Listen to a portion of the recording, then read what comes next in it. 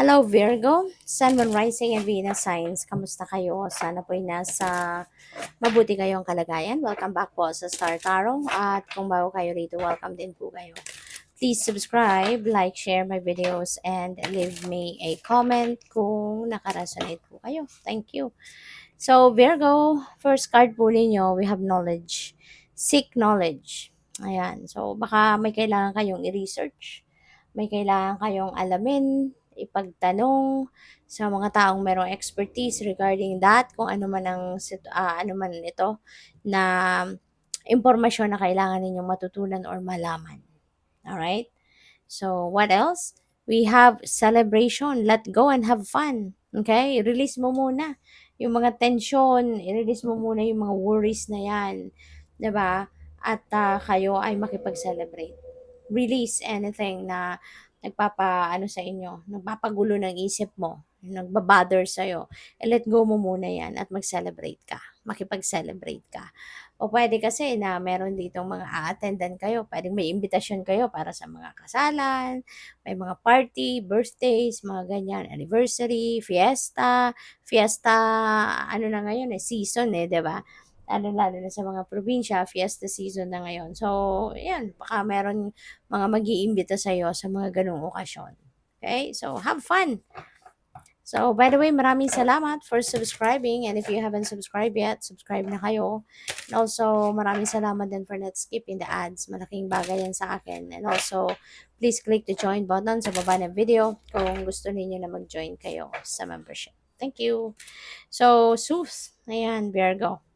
Kailangan ninyo muna na mag-relax. Kailangan din ninyo na mag-chill muna. Do something that will soothe your soul.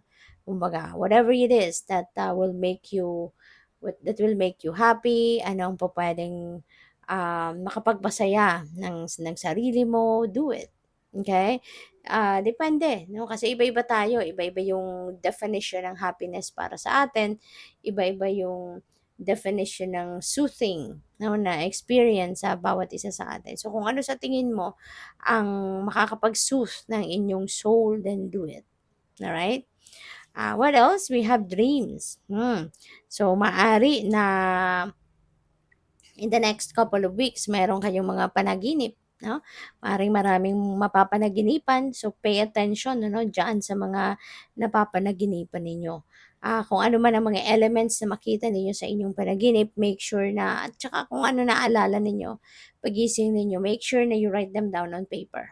Isulat ninyo yan para nang sa ganun hindi ninyo makalimutan. Kasi minsan, pag dumilat na tayo at may nagginawa na tayong iba, nawawala na sa isip natin, 'di ba, kung ano na panaginipan natin. So, pagdilat ng iyong mga mata, 'di ba, isulat ninyo agad. Kung meron kayong pen and paper diyan or sa cellphone, i-save ninyo sa notes ninyo.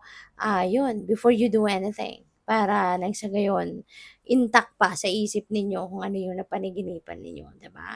At saka make time na i-Google ninyo, make time na i-research ninyo kung anong meaning ng mga panaginip ninyo, kung ano yung meaning ng mga ano ninyo, kung anong meaning ng mga elements na nakita ninyo sa inyong panaginip, kasi that is guidance coming from the divine, yung mga ano na yan, yung mga panaginip natin, that is also guidance sa atin. So, tingnan natin kung ano pa ang ganap. And by the way, maraming salamat, Virgo, for those of you who are sharing your stories with me sa comment section. I appreciate that at nakakatuwa na marinig yung mga kwento ng buhay ninyo. I appreciate that, So, what else?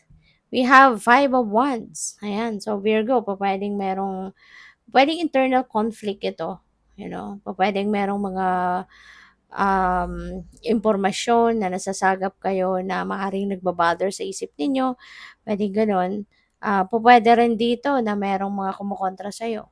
Baka meron kayong mga enemies, kumbaga, na meron kayong mga ginagawa, ayaw nila. Meron kayong mga plano, gusto ninyong gawin, may kumukontra. Yung mga ganun ba? Or pwedeng rivalry kung sa trabaho. Baka meron kayong kunyari in-applyan, promotion, or meron kayong in-applyan bagong posisyon. at may mga kaano ka, may rivals ka, no? So, pwedeng gano'n. So, we have, oh wow, Nine of Cups, Virgo. So, napakaganda. This is a time for happiness and joy. Unang-una, magiging masayang-masaya ka kasi wish fulfillment energy ito. So, po pwedeng meron kayong mga wishes dito that is coming to fruition. Maaring meron kayong mga, kung ano man yung mga sincerest wish ninyo, maaring yan ay ibibigay na sa iyo ng universe. Maaring yan ay igagrant na sa iyo ngayon ng divine.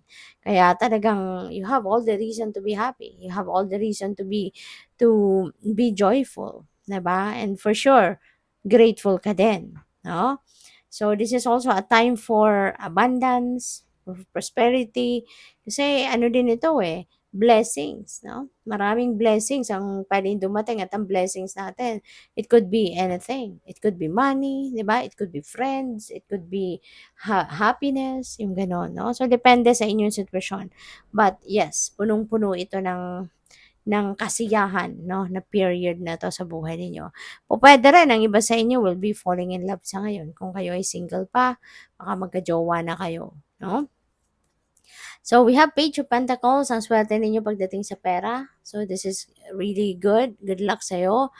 And si Page of Pentacles kasi, this is also good luck. So, talagang siswertehin kayo din sa pera, magiging masagana kayo ngayon sa pera, you will be prosperous and abundant, may mga financial opportunities or financial blessings talaga na dadating. This is also a time, no, that you are going to manifest, no, your dreams. You're going to manifest your heart's desires. Kaya, pagdating sa pera, talagang ano kayo, bonggang-bongga ang mga kaganapan dito. Pupuwede rin na yung perang ito hindi lang iisa yung magiging source, 'no? Hindi lang iisa ang panggagalingan nito. Pupuwedeng pupuwedeng may windfall of money diyan, pupuwedeng merong manggagaling sa sale of property, kaya pupuwedeng magkaroon talaga kayo ng malaking pera, kasi baka meron kayong mabebentang ano ninyo, mabebentang, lupain, bahay, building, ganyan, 'no? May ano kayo, property ibebenta. Possible din, 'no, na ang iba sa inyo rito baka kunyari may loan kayo in-applyan, 'di ba? Or baka grant, 'no? Kaya makukuha niyo na din 'yan, kaya 'yun, magkakaroon din kayo ng pera. So, we have Knight of Pentacles, opportunities, no? Opportunities, financial opportunities really coming in. So, maaari na ngayon ano, kung ano man ang opportunity na 'to, after na pagnilay-nilayan mo 'yan, after na pagplanuhan, after na pinag-isipan, so maybe you are going to ano na, you are going to take action towards that. Maaaring you're going to take advantage of these opportunities or opportunity, you know?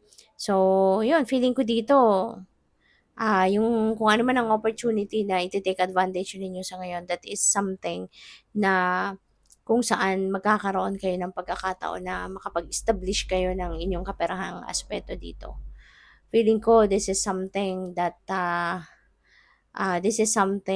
opportunity that's going to give you, um, it's going to give you a chance na, alam mo yun, magkaroon ka ng stabling financial future. You know, kasi maaring big time ito na oportunidad na to. So, good luck. Thank you for watching. Love and light. Namaste.